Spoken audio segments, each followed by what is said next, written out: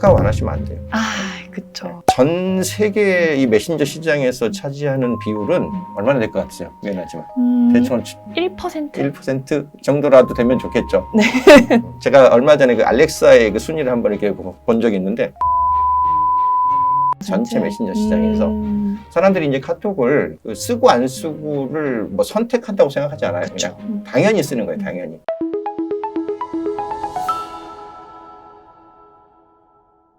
과거의 디지털 마케팅이랑 네. 지금 현재의 디지털 마케팅에 대해서 차이를 더욱더 잘 알고 계실 것 같은데 그렇죠. 혹시 어떤 게 있을지. 10년 역사를 쭉 지켜봤으니까 일단 흐름이라고 하면 조금 더 말씀을 많이 드리기 쉬운데 최근 10년이 거의 이제 이 모바일의 시대죠. 쉽게 얘기하면 2007년에 아이폰 나오면서 우리나라가 이제 갤럭시 만들어 쫓아가기 시작한 게 2010년부터인데 딱 10년간 이 모바일이 각 그 고객들의 손에 주어지면서 소비자들의 검색 역량 혹은 그 소비자들의 선택권이 주도권이 아예 소비자한테 넘어간 거죠. 이제는 공급자에게서 소비자에게 모든 정보에 대한 권한부터 옛날에는 그 정보 비대칭이라고 그래가지고 오히려 공급자가 더 많은 정보를 갖고 있었던 반면 지금은 검색만 하면 안 나오는 정보가 없기 때문에 오히려 소비자들이 더 자기가 구입할 상품, 자기가 필요한 서비스 더 잘 찾아내고 심지어는 비교 검증까지 하거든요. 네, 자기들이 써본 경험담을 서로 리뷰로 공유를 하기 때문에 그런 면에서 보면 최근의 마케팅이 과거의 마케팅이랑 가장 크게 변하는 지점 3가지 정도를 꼽으라면 첫 번째는 모바일을 기반으로 해서 실시간화된다는 거. 지금은 옛날 같으면 전화로 ARS 뭐 이렇게 뭐 반응, 응대를 해줬던 게 지금은 다 사이트 들어가면 챗봇이 알아서 뭐를 도와드릴까요? 이렇게 물어보고 자주 나오는 질문들은 패키리스트 해가지고 탁탁 클릭만 하면 쭉쭉쭉쭉 데이터 나오잖아요. 그런 식으로 모바일 챗봇 메시지화되는 기능이 그런 경향이 가장 지금 큰 흐름 중에 하나고 당연히 이게 실시간으로 진행이 되죠. 예전에는 뭐 이메일을 하나 보내도 이 이메일을 보고 사람들이 무슨 주문을 한다든가 이벤트 응답을 한다든가 하는 게 보통 한 24시간? 하루 정도를 기다려서 어떤 결과가 나왔다 그러면 지금은 문자로 때리고 알림톡으로 날리고 이렇게 하면 거의 한 30분에서 1시간 안에 그 결과물이 다 나와 버리거든요. 맞습니다. 그만큼 빨라지고 있는 거고 그리고 이게 점점 더 진화를 하면서 이제 특히 AI, 인공지능화 되는 거. 지금 뭐 페이스북도 마찬가지, 구글도 마찬가지. 지금 광고를 하나 세팅하려고 할 때 이제는 예전엔 캠페인 목표부터 설정하세요가 그 처음 요구사항이었는데 1단계 요구사항이었는데 지금은 목표도 정하라는 얘기를 안 하잖아요. 그냥 어떤 사이트를 홍보하고 싶으세요? 뭐 어느 제품 홍보하고 싶으세요? 그 URL만 넣어보세요. 그러면 인공지능이 지가 알아서 들어와가지고 이거는 뭐 쇼핑몰이네, 이거는 뭐 원피스 파는 곳이네, 여기는 운동화 파는 곳이네. 지가 다 정리해가지고 아하 이런 쪽의 그 아이템이면 그동안에 제가 해본 결과 이런 그 광고 상품이 잘 맞아요. 이런 캠페인을 해보세요라고 목표까지 다 정해버리거든요. 그만큼 이제 인공지능에 기반한 그 최적화 시스템이 그 전면화됐기 때문에 그런 면에서 보면 완전히 그 디지털이 AI를 기반으로 해서 1대1 맞춤으로 지금 바뀌어가고 있는 거. 예전 같으면은 그 그룹핑을 하더라도 연령이 몇 살부터 성별은 어떻게 되고 뭐 무슨 상품에 관심 있는 사람들 이런 식으로 어떤 그룹형 세그멘트를 했다면 지금은 뭐 어떤 고객이 우리 사이트에 최초에 언제 접속을 해서 어떠한 행동을 하다가 뭐를 첫 구매를 하고 그 다음 물건을 사는 데는 얼마 정도의 기간이 걸렸어. 이거를 다 1대1 그 개인 히스토리를 추적을 해가지고 그 다음 물건 살 때쯤에 대해서 이렇게 5%짜리 쿠폰을 보내드릴까요? 10%짜리 쿠폰을 보내드릴까요? 이런 식으로 개별화시켜버리거든요. 이게 시스템적으로 가능해진 상황이 된 거고. 그렇죠. 그러니까 이렇게 인공지능화, 1대1 맞춤화, 그 다음에 그게 리얼타임으로 채팅 베이스로 바뀌는 거. 그 3가지? 엄청난 변화예요. 맞아요. 그러니까 이제 모바일을 빼고서는 이 마케팅 자체가 얘기가 안 되는 그런 타임까지 와버린 거죠. 그러면은 옛날보다 지금 그 이 디지털 마케팅을 조금 더 열심히 공부해야 되겠네요. 안 하면 안 하고 싶어도 안 하면 맞아요. 뒤처지게 되는 게 이제 큰 문제죠. 지금 그렇잖아도 광고마저도 그 우리가 흔히 그 IT 공룡이라고 얘기하는 구글, 그다음에 페이스북, 아니면 뭐 카카오 이렇게 다 큰 데서 이제 어떻게 보면 광고 시장을 먹어가 버리잖아요. 워낙 이제 고객들의 광고가 노출되는 이 뭐죠 지면 자체를 독점해 버리니까 독과점이죠. 여기를 만들어내지 못하면 여기를 어떻게 이용할지를 내가 공부를 못하면 응대를 못하는, 대응을 못하는 그런 시대가 와버렸으니까. 작가님 같은 경우는 카카오랑 페이스북 중에 광고를 해야 된다면 어떤 매체를 조금 더 선호를 하시는지 그게 궁금합니다. 현재 시점에서. 아하. 네.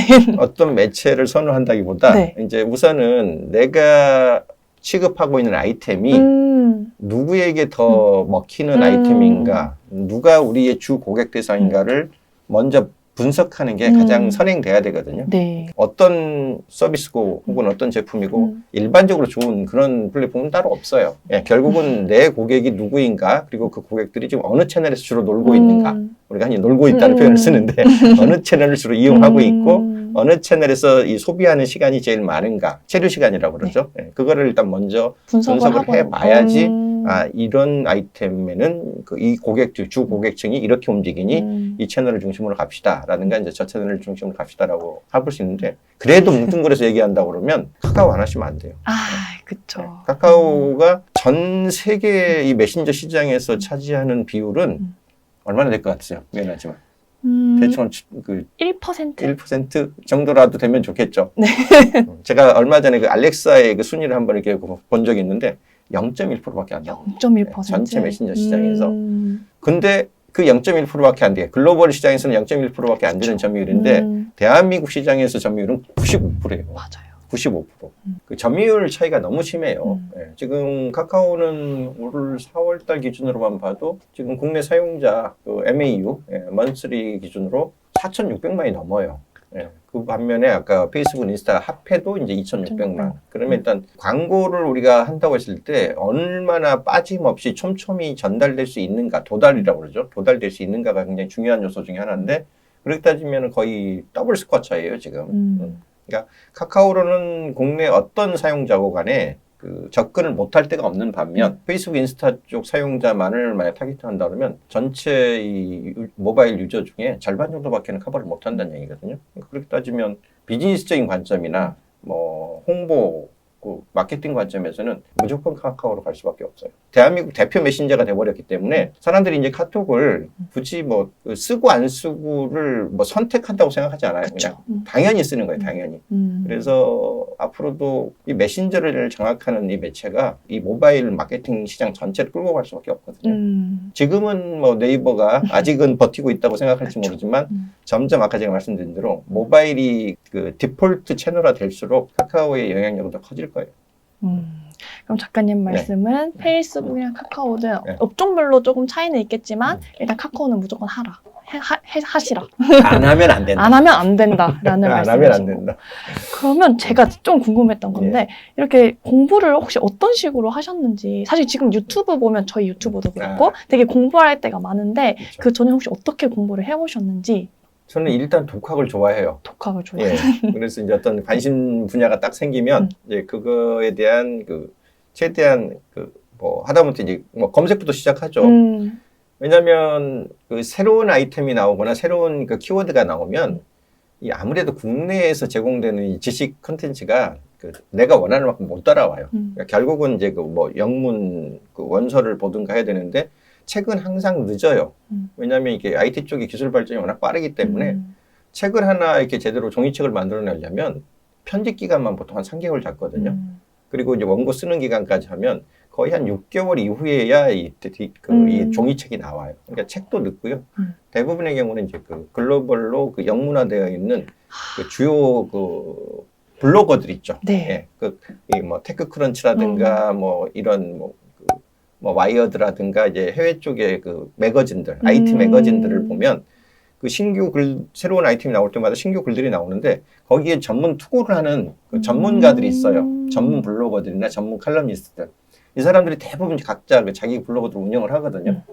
그러면 뭐 페이스북 전문가, 아니면 무슨 뭐 구글 전문가, SEO 전문가, 이런 분들이 쓰는 칼럼들을 아티클이라고 그러죠. 쭉 먼저 이렇게 살펴보면 흐름들이 보이니까 그걸로 독학을 하는 게 제일 빨라요.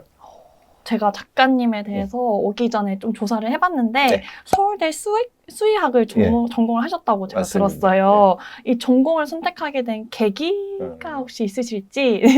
지금 이게 대학 입시 준비하는 분들이 들을 때는 정말 그랬을까 싶을지 모르지만 저희 때만 하더라도 내가 어디를 가고 싶어 자기 과를 자기가 어떻게 고르는 그런 시대라기보다는 그때 저희가 학력고사라고 했거든요. 학력고사. 네. 학력고사 보면 전국 석차가 나옵니다. 네, 전국 점수하고 그러면은 보통 그거에 맞춰서 커트라인 맞춰서 학교에서 보내버려요.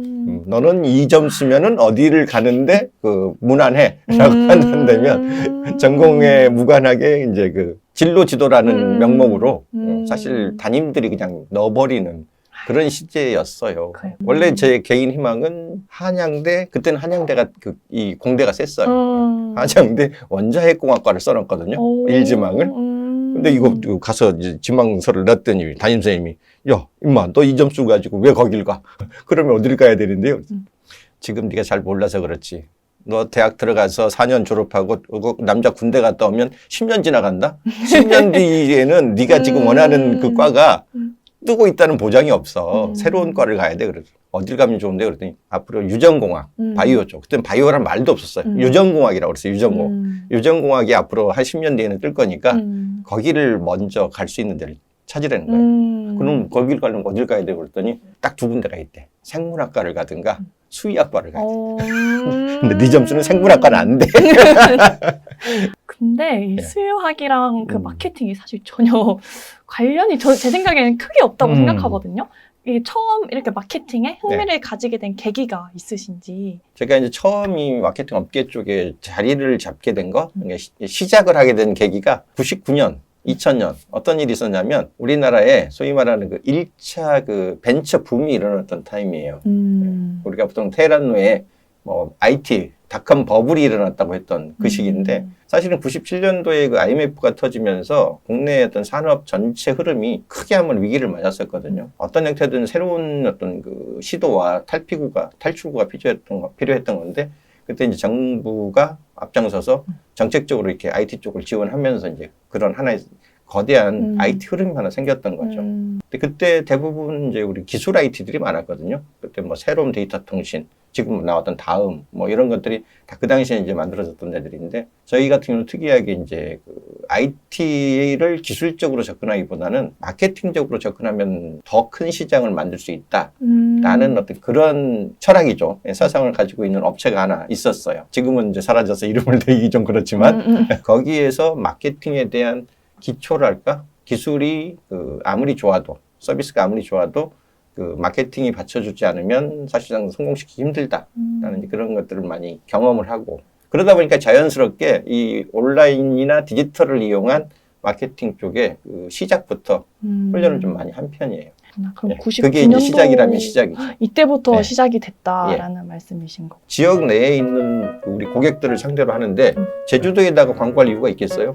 필요가 없죠. 그 얼마나 사람들이 카카오를 자주 보냐면 4월달 통계로 제가 봤더니 우리나라 사람들이 월 그 총 카카오를 열어보는 횟수 900억 회에서 1000억 회 가까이 돼요.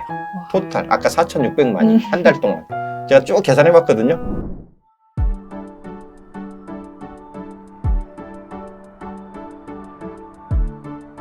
구독과 좋아요는 컨텐츠 제작에 힘이 됩니다.